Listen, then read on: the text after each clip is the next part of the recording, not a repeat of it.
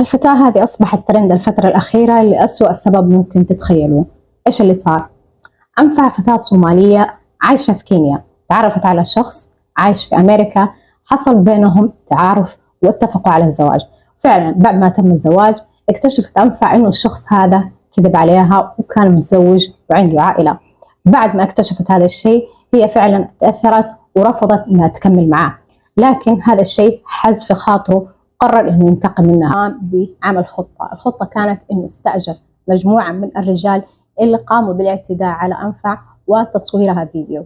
طبعا قام بتسريب الفيديو في وسائل التواصل الاجتماعي ظنا إنه بينتقم منها، لكن سبحان الله ربي نصرها بهذا الفيديو وأصبح فايرل وكل المجتمع وقف معها، والآن الكل بيحاول كيف يقدر يساعد ويحق الحق في هذه القضية.